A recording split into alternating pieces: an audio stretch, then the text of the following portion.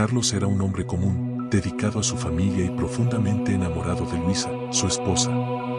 Su vida giraba en torno a ella y a los sueños que compartían juntos. Sin embargo, todo cambió el día que descubrió la traición más devastadora. Luisa no solo había roto sus votos, sino que lo había hecho con alguien en quien Carlos confiaba ciegamente. La traición lo dejó vacío, despojado de toda esperanza y consumido por el odio y el deseo de venganza. Desesperado y sin nadie a quien acudir, Carlos comenzó a buscar respuestas en libros antiguos, textos ocultos y rituales prohibidos. En una noche de luna llena, lleno de furia y un dolor insoportable, decidió invocar al diablo. En el centro de un círculo de símbolos grabados con su propia sangre, Carlos ofreció su alma a cambio de un castigo eterno para Luisa.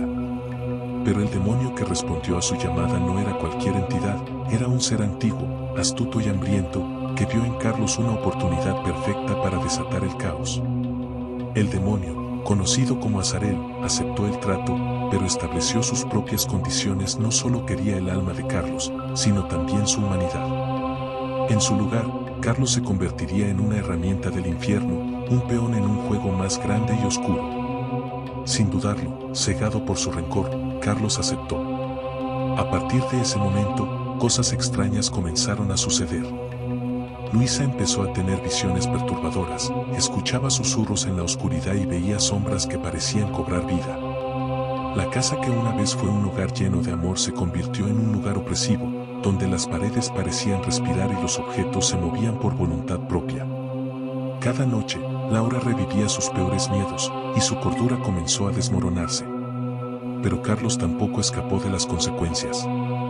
A medida que el demonio cumplía su promesa, Carlos empezó a sentir que algo dentro de él cambiaba. Sus sueños se llenaban de imágenes infernales, y su reflejo en los espejos mostraba un rostro que no era el suyo. La venganza que tanto anhelaba no le trajo paz, sino un sufrimiento aún mayor. Con el tiempo, Carlos descubrió que el pacto tenía implicaciones más profundas. La casa, ahora un portal hacia el abismo, atraía energías oscuras que no podían ser contenidas. Tanto Carlos como Luisa se encontraron atrapados en un ciclo de horror y desesperación, donde ya no era posible distinguir la realidad de las alucinaciones. El precio del pacto resultó ser mucho más alto de lo que Carlos había imaginado, y la única salida parecía ser enfrentar al demonio que lo había engañado. En el clímax de la historia, cuando Carlos, consumido por el horror y el arrepentimiento, decide enfrentarse a Azarel para romper el pacto, descubre un giro inesperado. Luisa, lejos de ser una simple víctima, había sabido del ritual desde el principio. Ella misma había dejado pistas en su diario, sabiendo que Carlos las encontraría, para manipularlo y provocar la invocación. Resulta que Luisa había hecho un trato con Azarel años antes, y su infidelidad no era más que parte de un plan para liberarse de su deuda, transfiriendo el pacto y sus consecuencias a Carlos. Sin embargo, la astucia del demonio iba más allá de lo que ambos habían anticipado.